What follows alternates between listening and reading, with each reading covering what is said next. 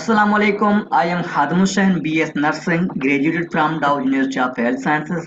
आज हम simply x ray को डिस्कस करने जा रहे हैं। ये एक्सरे बिल्कुल आप अपने प्रैक्टिकल लाइफ में और क्लिनिकल साइड में यूज कर सकते हैं, इंटरप्रेट कर सकते हैं। 25-20 स्लाइड का एक पीपीटी बनी हुई है। बिल्कुल इसमें कोई एक्स्ट्रा ऑर्डिनरी को बात नहीं है। जो बात है नॉर्मल फाइंडिंग, एबनॉर्मल फाइंडिंग, वो चीज डिस्कस करने जा रहे हैं। ठीक है भाई, तो वन बाय वन करके पढ़ते हैं। ये है हमारे आज के ऑब्जेक्टिव जो हम डिस्कस करेंगे। नंबर वन पे है identify the basic anatomy visible on chest X ray. Chest X ray पे बेसिक एनाटॉमी कैसे विजिबल होगी, आपको कैसे दिखने में आ जाएगा।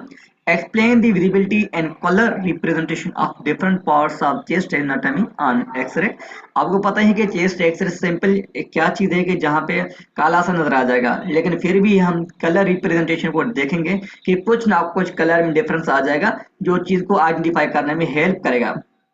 Describe the purpose of obtaining chest X ray in clinical practice. Clinical practice में हॉस्पिटल्स में डॉक्टर क्यों प्रिस्क्राइब करता है चेस्ट एक्सरे करवाने के लिए, या क्या चीज है, क्या साइंस सिम्टम देखने के बाद डॉक्टर कोशिश करता है कि इसकी चेस्ट एक्सरे करवानी चाहिए। Use a systematic approach to interpret chest X ray step by step. असल हकीकत एक पाथवे क्या है जिस पाथवे को एक बिगिनर भी फॉलो करते हुए चेस्ट एक्सरे को रीड करे, तो वो हम एक सिंपल जैसे कि मैप होता है, वो मैप हमने इस पीपीटी के अंदर डाला है। इंशाल्लाह वो मैप के बाद आप अपना सही रास्ते पे, सही मंजिल पे पहुंच जाएंगे, वो भी 25 मिनट के अंदर। Differentiate between normal and abnormal findings on chest X ray of for various medical condition. मुख्तलिफ मेडिकल कंडीशन के लिए जो एबनॉर्मल फाइंडिंग्स क्या हो सकता है, पहले तो आपके जहन में नॉर्मल फाइंडिंग्स को डालेंगे और क्या एबनॉर्मलिटी आप खुद फाइंड आउट करोगे। Develop a list of appropriate nursing intervention for patient and based on their chest X-ray। ये बोल रहा है अगर आप नर्स हो या डॉक्टर हो, आपके लिए अगर आप ये चेस्ट एक्सरे देखते हैं, कोई एबनॉर्मलिटी फाइंड आउट करते हैं, उनके बाद जो फर्दर इवोल्यूशन है वो आप क्या लिख सकते हैं। तो ये थे हमारे ऑब्जेक्टिव। ठीक है भाई, तो इस पीपीटी के अंदर याद रखना, मैं आपको एबनॉर्मलिटी फाइंड आउट करना सिखाऊंगा। डायग्नोज खुद बना के जाओगे। अब ये स्लाइड है, इस स्लाइड में एक बंदे का शक्ल है, बंदे की तस्वीर लगा हुआ है। अब आप मुझे बताइएगा कि ये किस बंदे की तस्वीर है। ऑब्वियसली आपके मन में कायद आजम का ही नाम आ जाएगा, क्योंकि कायद आजम अब चेस्ट एक्सरे में इसकी ना कोई कलर है, ना कोई टोपी सफेद का या कुछ कलर में मशहूर है, और ना ही कोई ऐसा चीज, कोई कपड़ा, कोई आमने सामने वाला कोई चीज, ना जूते नजर आ रहे हैं। लेकिन उसके बावजूद भी आपके मन में जिस शख्स का नाम आ गया वो कायद आजम है। शायद हो सकता है क्योंकि इसकी जो आउटलाइंस है, ये जो आउटलाइंस है, इस आउटलाइन से आपने इनको पहचानने की कोशिश की। ये आउटलाइन था कायद आजम का। इसी हवाले से ये जो पिक्चर रखने का जो मकसद ये था कि चेस्ट एक्सरे के अंदर हम मुख्तलिफ ऑर्गन्स को देखते हैं, ये आउटलाइन के हिसाब से आउटलाइन देखते हैं। मुख्तलिफ ऑर्गन्स की क्या आउटलाइन होते हैं, हार्ट के आउटलाइन क्या हो सकता है, डायफ्राम भी क्या हो सकता है, या लंग्स की क्या हो सकता है। उसके अलावा जो कि ये रिब्स हैं, रिब्स की क्या आउटलाइन हो सकता है, ये क्लेविकल्स और ट्रेकिया, ब्रोंका वगैरह वगैरह, उनकी जो कुछ भी शेडो होती है, इस शेडो की वजह से, शेडो की मदद से हम चीजों को आइडेंटिफाई करते हैं कि भाई ये हार्ट है, ये ओटिक नकल है, ये ट्रेकिया है, या ये क्लेविकल है। नेक्स्ट ये things are visible on chest X ray. Chest X ray पे वो चीज आपको देख कैसे नजर आ जाएंगे। यहाँ पे एक सिंपल सा प्रिंसिपल मैं आपको याद दिलाऊंगा कि सनलाइट जो होता है, सूरज की रोशनी, जैसे वो कोई डेंस मटेरियल पे रिफ्लेक्ट करके टकरा के वापस आ जाएगा तो पीछे से शेडो छोड़ जाएगा। ठीक है, तो यहाँ पे एक्सरे में बात उलट है। एक्सरे क्या करता है, जो डेंसिटी वाले मटेरियल्स होते हैं, जो चीज डेंस है वहां पे एब्जॉर्ब हो जाता है, मीन पीछे कोई शेडो नहीं होगा, पीछे व्हाइट कलर बनेगा। ठीक है, जो चीज डेंस नहीं है, बिल्कुल ओपेक है, जो ट्रांसपेरेंट मटेरियल से वो टकरा के वापस हो जाता है और पीछे से शेडो बन जाता है। तो ये उलट वाला एक प्रिंसिपल था। Tissue absorption from least adverse to most dense, मतलब कि डेंसिटी आप कम डेंसिटी से मोस्ट डेंसिटी की तरफ जाओगे तो इंशाल्लाह ये आपको अच्छी तरह डायग्नोस करने में हेल्प होगा। ठीक है, अब ये देखिए जिनकी डेंसिटी बहुत कम है, एयर, इनकी बहुत कम डेंसिटी है, तो यहाँ पे एक से टकरा के वापस आ जाएगा और पीछे ब्लैक या डार्क शेडो बनाएगा। ठीक है, तो ये है बिल्कुल, मतलब कि एयर का जो डार्क शेडो बनेगा। उनके बाद डेंसिटी बढ़ती जाएगी, यहाँ से इस तरफ जाता है तो डेंसिटी बढ़ती है। तो हम आते हैं, एयर की जो डेंसिटी बहुत कम है, उसके बाद फेट, अब यहाँ पे फेट की डेंसिटी ज्यादा है तो यहीं पे भी ये रिफ्लेक्ट होके वापस जाएगा, लेकिन पीछे से जो शेडो बनेगा वो डार्क बनेगा, लेकिन यहाँ के डार्क ग्रे।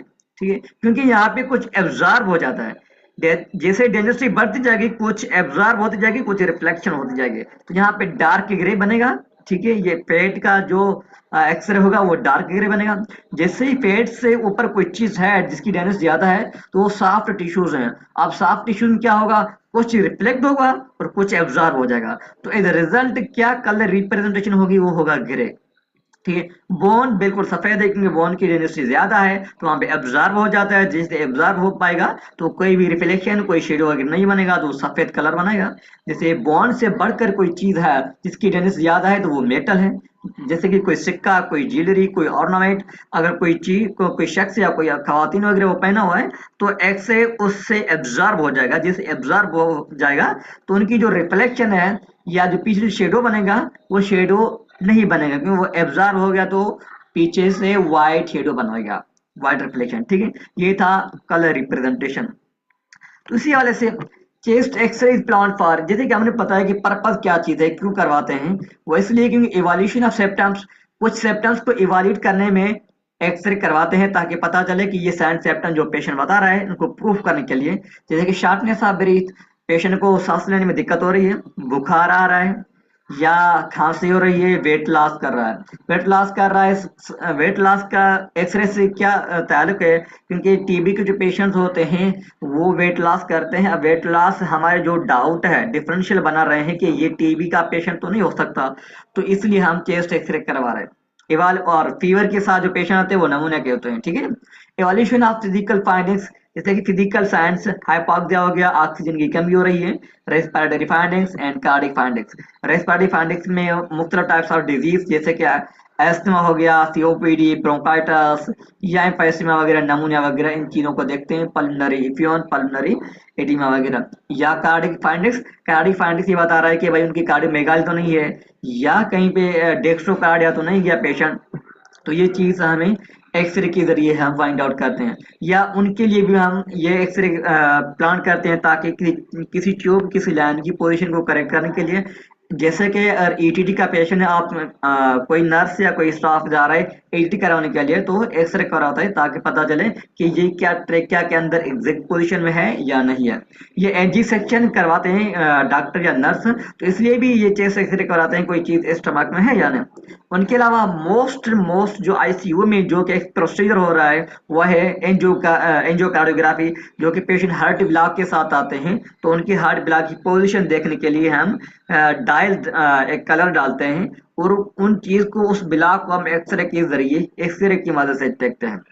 ठीक है, तो इसलिए भी हम एक्सरे करवाते हैं। दूसरा भाई सिस्टम फॉर एनालाइजिंग, एक मैप बताइए, एक सिस्टमेटिक अप्रोच बताइए जिसको बिगिनर भी या जीरो वाली जो स्टाफ है शायद मेडिकल एमबीबीएस वाले हैं वो भी देखे, उनको आसानी से एनालाइज कर सके। तो ये एक बात है भाई, एक सिस्टमेटिक बात है। आर आई ABCDE, आर से मुराद है रेस्पिरेशन, आई से मुराद है इंस्पिरेशन। ठीक है, सॉरी, आई से मुराद है रोटेशन, यहाँ पे मुझसे गलती हुई। आई से आर से मुराद है रोटेशन, आई से मुराद है इंस्पिरेशन, एस से मुराद है एयरवे, बी से ब्रीथिंग, सी से सर्कुलेशन, डी से डायफ्राम या उनके अलावा डेलिकेट भी है, और ई से मुराद एक्स्ट्रा है। याद रखना जहाँ पे एयर आ जाएगा एयरवे वहां पे ये होगा कि भाई ट्रेकिया, ट्रेकिया के बाद आएगा, क्योंकि एयरवे से मुराद क्या है भाई, कोई पाथ जहाँ से एयर की एंट्री हो रही है और एयर जो है लंग्स के अंदर एंट्री हो मतलब के अंदर जा रहे हैं। तो नॉर्मली क्या होगा, अब यहाँ पे हम डिस्कस करेंगे ट्रेकिया को। ठीक है, तो ट्रेकिया की राइट पोजीशन क्या है, normally vertical column plus sternum plus trachea parallel to each other. Parallel से क्या मरद है, एक दूसरे के ऊपर होनी चाहिए, बिल्कुल मिड सेंटर पे, इधर उधर नहीं होनी चाहिए, बिल्कुल पैरेलल होनी चाहिए। ठीक है भाई, the trachea should be placed exactly in the middle of the vertical column, जो ट्रेकिया है वो बिल्कुल भी वर्टिकल कॉलम के मिड सेंटर पे हो, deviation is not allowed. Normal trachea looks black, याद रखना कि ट्रेकिया की जो नॉर्मल जो कलर है वो ब्लैक है, क्योंकि ट्रेकिया के अंदर एयर है और एयर विजिबल है ब्लैक। ठीक है, in case trachea is not located at the centre, अगर ट्रेकिया जो है वर्टिकल कॉलम से एग्जैक्ट पोजीशन पे नहीं है, मिड सेंटर पे नहीं है, तो इसका क्या मतलब है, तो ये डेविएटेड है। ठीक है, तो deviation is due to two effect, deviation का दो इफेक्ट हो सकते हैं, या तो कोई चीज को खींच रहा है या तो कोई चीज को धक्का दे रहा है। तो पुल्ड इफेक्ट डेविएशन, जैसे कि लंग्स कोलैप्स। कोलैप्स का क्या मतलब है कि एयर एंट्री ब्लॉक हो गई और लंग्स कोलैप्स श्रिंक हो गए। जैसे कि श्रिंक हो गए तो स्पेस पीछे की तरफ बच जाएगा, तो जैसे ही स्पेस बचेगा तो ट्रेकिया बिल्कुल उसी तरफ आ जाएगा। तो ये है पुल्ड इफेक्ट डेविएशन, ठीक है। पुश डेविएशन से मुराद ये है कि कोई मासिव चीज है जो कि इस ट्रेकिया को धक्का दे रहा है, ठीक है, धक्का दे रहे और वो पीछे की तरफ जा रहे हैं, तो ये है भाई पुश डेविएशन। जैसे कि उनका कोई एग्जांपल है ट्यूमर, मास्टर सब्सटेंस फ्लूइड हो गया, या ब्लड, उनके अलावा पस वगैरह, ऐसी चीज जो कि ट्रेकिया को पुश करते हैं, वो है भाई मास्टर थिंग्स। ब्रीथिंग से मुराद ये है lungs.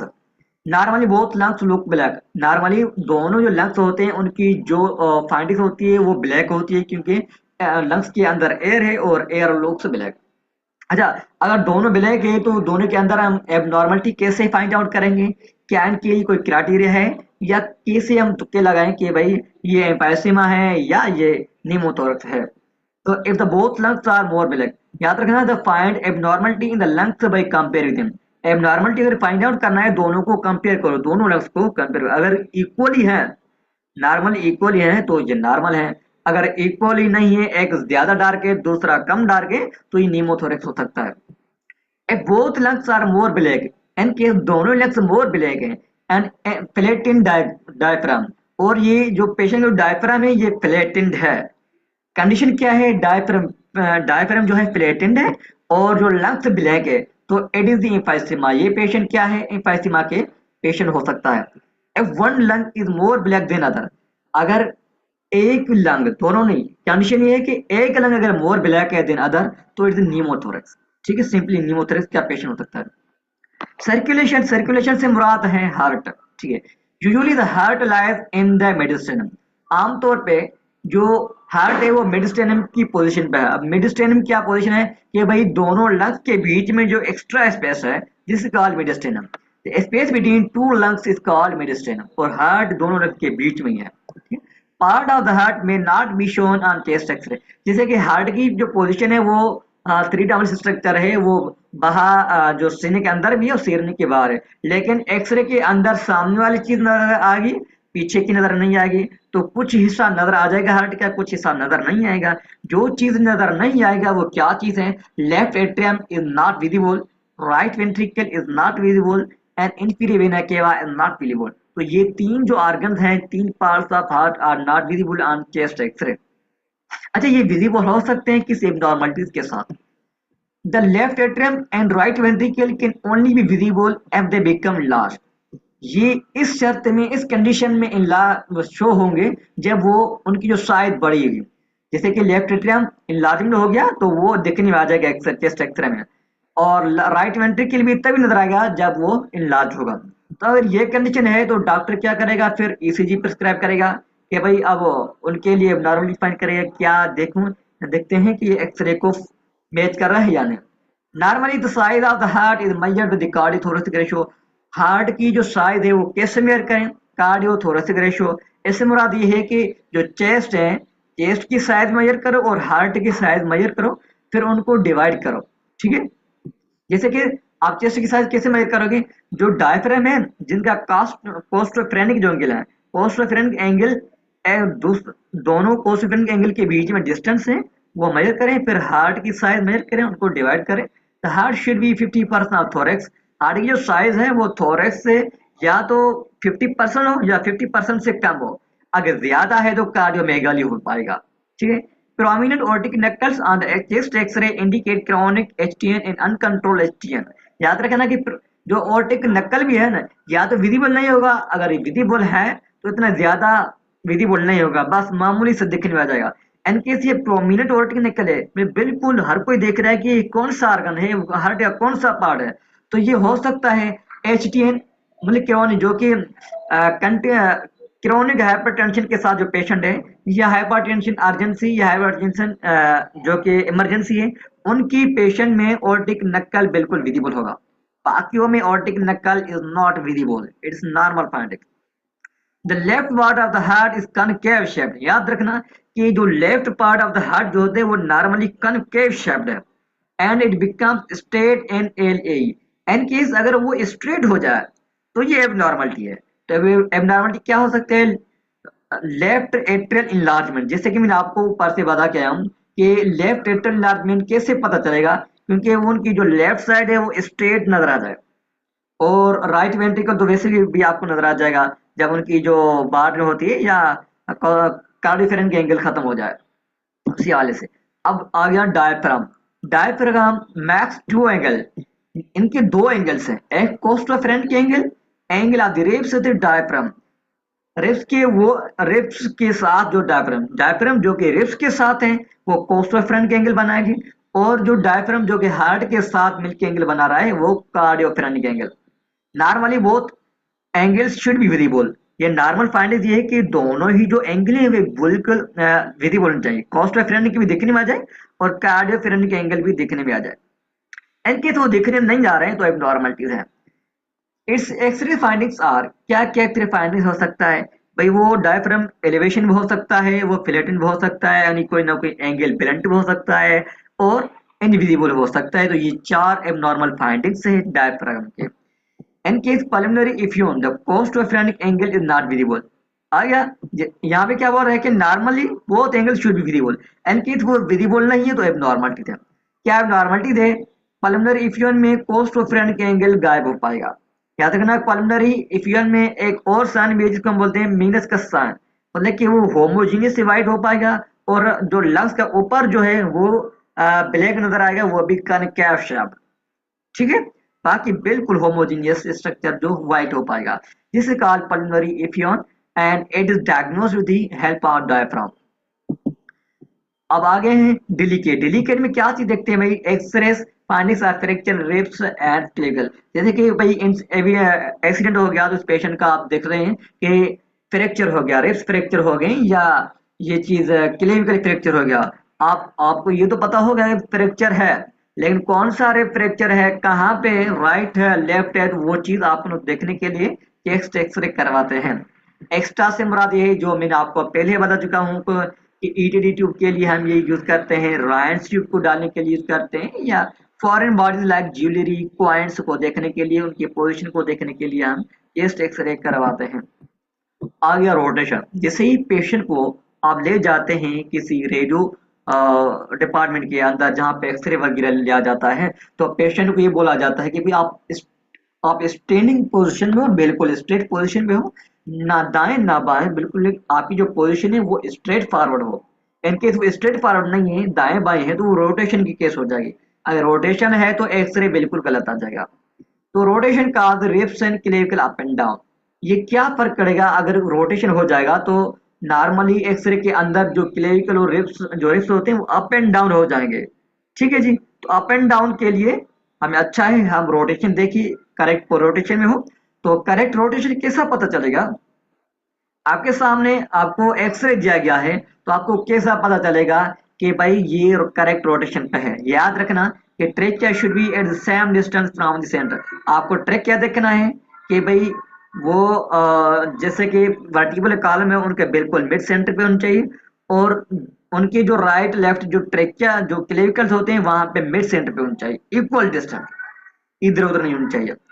Both clavicle should be placed at equal distance from trachea. Trachea से दोनों राइट एंड लेफ्ट दोनों जो क्लेविकल होते हैं इक्वल डिस्टेंस पे होने चाहिए।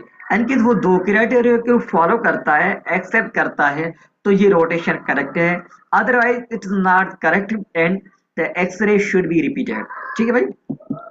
इंस्पिरेशन, तो पेशेंट को ये भी बोला जाता है कि आप डीप इंस्पिरेशन करो, सांस लो और थोड़ा सा बंद करो, जब तक बंद करा तब तक ये एक्सरे मुकम्मल ना हो पाए।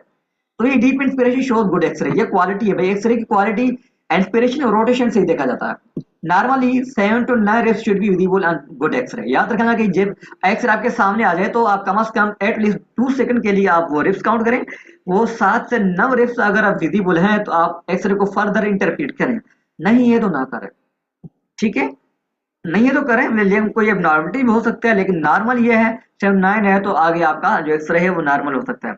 If the ribs are visible more than 9, in case वो 9 से बढ़कर कोई रिब्स आपको विजिबल हो रहे हैं तो ये एक ऐसी कंडीशन है जिसको एम्फाइसीमा के साथ, क्योंकि अगर 9 से ज्यादा ये विजिबल हो सकता है तो ये डायफ्राम बिल्कुल एक्सपांड हो सकता है और एलिवेट हो सकता है, फ्लैट हो सकता है, तो ये कंडीशन एम्फाइसीमा को इशू ऑफ करता है। देखते हैं व्यूज ऑफ एक्सरे। एक्सरे के कितने व्यूज हैं आपको पता है कि एक्सरे के दो व्यूज हैं, P A views and A P view.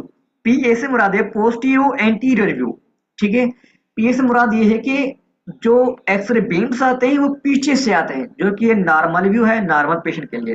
The most common and proper method ये है, कॉमन मेथड भी है, प्रॉपर मेथड भी ये है। And this view X ray beam stretched on back side. P A से मुराद ये थे पीछे से एक्सरेज के आना, ठीक है। और ये नॉर्मल जो कि पेशेंट है जो कि रेडियो डिपार्टमेंट में होती है, रेडियोलॉजी में, या जो कि पेशेंट मोबाइल है उनके लिए पीए व्यू के कर लिया जाता है। सर ये AP view anterior posterior view, इससे मुराद ये है कि भाई एक्सरे बीम्स होते हैं वो आगे से आ रहे हैं। And this view beams of X ray touch on the anteriorly usually done in the ICUs. ये उन पेशेंट के लिए करवाते हैं जो कि एबनॉर्मल हो, बिल्कुल सीरियस कंडीशन में हो, या एम मोबाइल हो, वो चलते फिरते नहीं है, उनकी जो एक्सरे है वो बेड पे लिया जाता है। तो एक्सरे डायरेक्ट जो है उनकी जो कि उनकी बीम है वो चेस्ट पे दाखिल होते हैं, आगे वाली साइड पे, और पीछे की साइड उनका जो फिल्म रख देते हैं ताकि एक्सरे वगैरह मुकम्मल किया जाए। तो ये एपी है, ए से मुराद है आगे से व्यू आ जाना, तो वो आईसीयू में होती है, और पीए से मुराद है पीछे से बीम बीम का आ जाना, और ये मोबाइल वाले पेशेंट के लिए है। अच्छा, दोनों में क्या फर्क है? Different between these views usually mention X ray में मतलब कि ये मेंशन हुआ था। एंड केस अगर ना भी हो तो कुछ ना कुछ डिफरेंस है, वो मैं आपको बता देता हूँ। Scapula looks inside lung field, scapula जो आपको लंग के अंदर नजर आ जाए, लंग फील्ड के अंदर, तो वो एपी हुए हैं, AP view. while in patient in PA it's outside lung, scapula जब लंग फील्ड के आउटसाइड नजर आ जाए तो ये पीए व्यू है। तो कंप्लीट सिंपल सा एक 40 स्लाइड का एक्सरे की डिटेल था। आप पढ़ते हैं भाई कंप्लीटली इस फिल्म के साथ, फिल्म को देखते हैं क्या चीज है क्या चीज नहीं। अब आपके सामने दो फिल्म्स हैं, फिल्म ए फिल्म बी। अच्छा, इन दोनों में एक नॉर्मल है दूसरा एबनॉर्मल है। अब आपको फाइंड आउट करना है, एबनॉर्मल फाइंड आउट करना है कि भाई ये जो चीज है डेविएशन है या डेविएशन नहीं, अगर डेविएशन है तो क्या चीज है क्या चीज नहीं है। अभी देखिए कि ये फिल्म ए दूसरा फिल्म बी है। ए जो है नॉर्मल ही है, क्योंकि अब देखिए कि एयरवे से क्या मरा है, ट्रेकिया। ये ट्रेकिया जो डॉट डॉट आपको ये नजर आ रहा है, ये ट्रेकिया है। ये ट्रेकिया जो है बिल्कुल ये सेंट्रल लाइन से है, ये वर्टिकल कॉलम से बिल्कुल बिलोंग करता है, और ये सेंट्रल है। इसका मतलब क्या है कि भाई एयरवेज क्लियर। ये जो आपको ये नजर आ रहा है ये ब्रोंका है, ठीक है भाई। तो उनके अलावा एयरवेज क्लियर है, तो तमाम से चीज क्लियर हो पाएगी। ब्रीथिंग दोनों इक्वल ब्लैक है, ठीक। सी से मृद हार्ट, हार्ट की भी ये नॉर्मल चीज है। ये ओटिक नकल इतना ज्यादा प्रोमिनेंट नकल नहीं है, इसी वाले से डी से बिल्कुल दोनों एंगल्स क्लियर हैं। कॉस्ट रेफरेंस के एंगल ये है, ठीक है, क्योंकि ये कॉस्ट रेफरेंस एंगल से क्या हमारा रिब्स के साथ इनका जो एंगल है। दूसरा ये जो है ये कोड कार्डियोफ्रेंट के एंगल है, क्योंकि हार्ट के साथ है। तो ये दोनों एंगल क्लियर है बिल्कुल, लेकिन ये नॉर्मल एक्सरे है। अब यहाँ पे आ जाए, यहाँ पे मसला यह है कि ये ट्रेकिया एबनॉर्मलिटीज है, क्योंकि ये ट्रेकिया अपनी पोजीशन से पहले यहाँ पे डेविएट हो सकता है, ठीक है। तो ये डेविएशन है, तो उस हिसाब से ये आप देख सकते हैं कि क्योंकि मेरे जो होगा ये लेफ्ट साइड डेविएशन है। अब लेफ्ट साइड डेविएशन आप यहाँ पे देखें कि ये कोई मास इम्पैक्ट है या कोई कॉलेज से, आप कम से कम ये कमेंट में करना। लेकिन आपका जो हमारा जो टास्क ये था एबनॉर्मलिटीज फाइंड आउट करना कि भाई एबनॉर्मलिटीज कहाँ पे है, क्या चीज है क्या चीज नहीं है। अब दूसरा आ गया, क्योंकि यहाँ पे जो है ना, यहाँ पे आप देखते हैं कि ये वाला जो है ये मोर ब्लैक है देन अदर, ये इतना ज्यादा ब्लैक नहीं है, ये ब्लैक है। अब ये ब्लैक है तो ये नीमोथोरेक्स वाली कंडीशन हो सकता है कि यहाँ पे मास कोई चीज है इनको धक्का देने की कोशिश कर रहे हैं, इसलिए यहाँ पे अपनी पोजीशन को छोड़ के लेफ्ट साइड पे आ गया है, ठीक है। दूसरे स्लाइड में भी ये है, ये नॉर्मल फाइंडिंग्स है, दूसरा ये एबनॉर्मल फाइंडिंग्स है। अब एबनॉर्मल फाइंडिंग्स में ये बता रहा है, अब ये देखिए ये वही चीज है भाई, ट्रेकिया बिल्कुल क्लेविकल के ऊपर ही डेविएट हो चुका है। पहली बात तो ये डेविएशन है, लेफ्ट साइड डेविएशन है। दूसरी बात ये है कि यहाँ पे व्हाइटनेस क्यों है और ब्लैक क्यों नहीं है। ब्लैक नहीं, इसका क्या मतलब, यहाँ पे एयर की एंट्री नहीं है। अगर एयर की एंट्री नहीं है तो लंग्स भी शो ऑफ नहीं है, तो ये हो सकता है कोलैप्स की कंडीशन है, लंग्स बिल्कुल कोलैप्स हो चुके हैं और शेक हो चुका है। इसी वजह से ये ट्रेकिया को यहाँ पे पोजीशन मिला, जगह मिला, और लेफ्ट की तरफ ये मूव कर दिया, ठीक है। कोलैप्स की कंडीशन है, लेफ्ट साइड डेविएशन है। अब यहाँ पे एक चीज और नजर आ रहा है, ये वही है भाई, ये नॉर्मल है, ये जो एक्सरे नॉर्मल है, और दूसरा ये वाला जो है ये एबनॉर्मल फाइंडिंग्स है। अब यहाँ पे जो चीज मैं आपको दिखाने की कोशिश कर रहा हूँ, आप कम से कम वो चीज देखना कि आप देखिए इनकी जो डायफ्रागम है, ये डायफ्रागम बिल्कुल जो है ये एक्सपांड हो चुका है। ठीक है, एक्सपांड हो चुका है। आप जब इनका जो रिप्स काउंट करोगे ना, 1 2 3 4 5 6 7 8 9 10, ठीक है जी। तो ये 10 जो रेप्स है मोर देन 9 है। और उनके अलावा आप ये देख सकते हैं कि दोनों की तरफ जो है lungs little bit more black, तो ये एम्फाइसीमा वाली कंडीशन हो सकता है। ठीक, अब ये चीज है, ये नॉर्मल फाइंडिंग्स, ये नॉर्मल फाइंडिंग्स है। ये देखिए बिल्कुल नॉर्मल है, लेकिन यहाँ पे कुछ गड़बड़ लग रहा है। यहाँ पे कुछ गड़बड़ क्यों है? क्योंकि यहाँ पे वाइटनेस है। वाइटनेस, वाइटनेस का क्या मुराद है कि भाई यहाँ पे कोई ना कोई मास्टर चीज है। अब मास्टर चीज से वो क्या मुराद है? कंसोलिडेशन हो सकता है। तो ये कंसोलिडेशन नमूनिया के केस में होता हो जाता है ना। तो ये लेफ्ट साइड नमूनिया लेफ्ट लोअर है, लेकिन ये भी आपको याद करना चाहिए कि ये अपर है, ये मिडिल है, ये लोअर है। जहाँ पे लोअर की बात आएगा तो ये जो कॉस्ट डिफरेंट एंगल गायब हो जाएगा, लेकिन कॉस्ट डिफरेंट एंगल गायब नहीं है, ये बिल्कुल विजिबल है।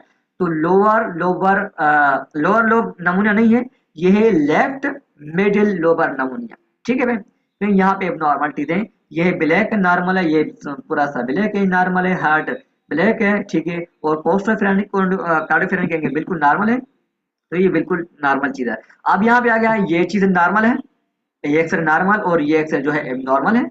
इसी हवाले से आप ये देख सकते हैं कि यहाँ पे ये मोर ब्लैक है, ये भी मोर ब्लैक है, चाहे ये मतलब दोनों लंग्स इक्वली मोर ब्लैक है। लेकिन यहाँ पे जो मसला ये है कि डायफ्रागम जो एंगल है यहाँ पे तो मुकम्मल एबनॉर्मल है, कोस्टोफ्रेनिक भी नहीं है तो कार्डियोफ्रेनिक भी नहीं है।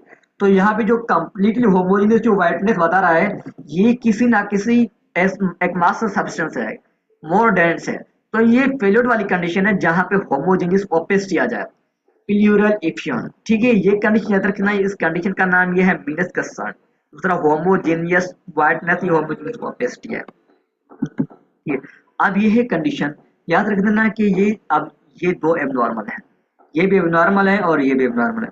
अब यहाँ पे जो है ना, ये आप देख सकते हैं कि यहाँ पे जो डॉट डॉट कंडीशन शो हो रहा है, टीबी के अंदर सर्कुलर और spherical dot dot condition, dot dot science आपको देखने को मिलेंगे। ये देखिए, ये डॉट है, और इसके बाद से यहाँ पे आप ये देखिए, ये डॉट है सर्कुलर, यहाँ पे ये देखिए ये डॉट सर्कुलर है। तो ये टीबी वाला पेशेंट है, ठीक है। और ये दोनों स्लाइड जो फिल्म है ये एब्नॉर्मल है, ठीक। ये चीज टीबी वाला पेशेंट हो सकता है। और ये चीज जो है, मैं शायद प्रीवियस स्लाइड में बोल गया हूँ, ये वाला जो पेशेंट है ये एम्फाइसीमा का पेशेंट हो सकता है जाते पीरियड से के साथ, क्योंकि यहाँ पे जो ये पे मोर विजिबल रेप्स नजर आ रहा है। ठीक है भाई, तो ये था नर्सिंग इंटरवेंशन। नर्सिंग इंटरवेंशन ये आसान चीज है, तो आपको करने की इतनी ज्यादा जरूरत भी नहीं है, लेकिन फिर भी पढ़ते हैं कि अगर left deviated trachea due to collapse lung हो तो आपको क्या करना है? Monitor respiratory status, assess rate, depth, effort वगैरह देखना है।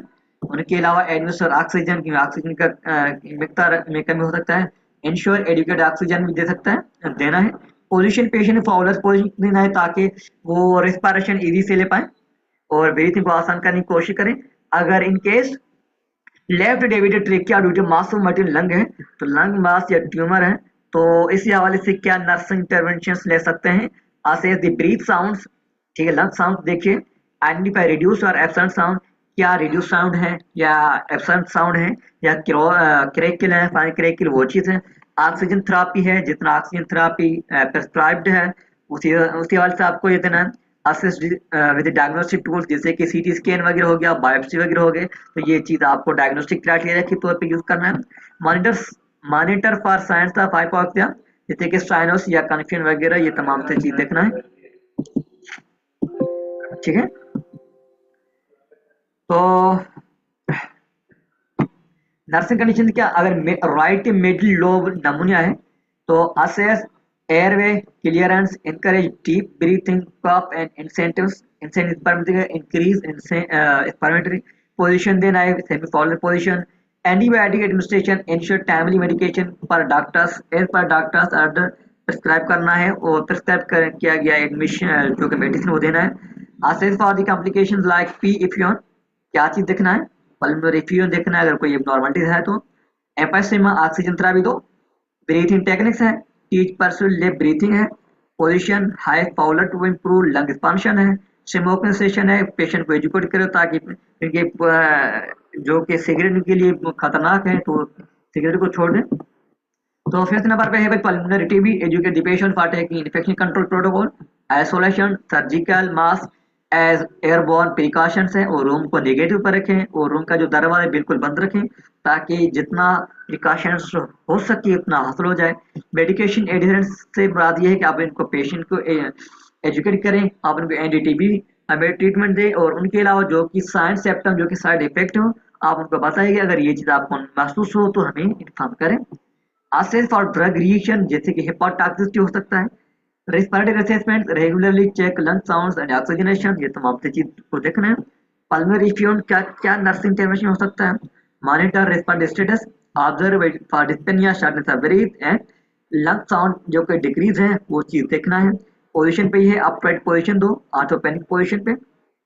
Preparation for fluid drainage procedure जैसे कि थोरेसोसेंटेस एक प्रोसीजर है, जैसे कि अगर एक्स्ट्रा फ्लूइड हो उनको निकालते हैं लंग्स से, तो उनके लिए इनको प्रिपेयर करना ताकि पेशेंट अपने प्रोसीजर से पहले प्री रेडी हो। असेस ऑक्सीजन सैचुरेशन जैसे चेक करोगे, record output, measure in document than fluid for trend, तो ये तमाम से चीज थी एक्सरे के हवाले से। तो उम्मीद है कि ये एक्सरे लेक्चर आपको अच्छा लगा होगा, और इंशाल्लाह इस तरह अगर कोई शॉर्ट कमिक्स हो, कोई सवाल हो, कंफ्यूजन हो, आप हमें बिल्कुल इन्फॉर्म कर सकते हैं, कमेंट कर सकते हैं। Thank you very much.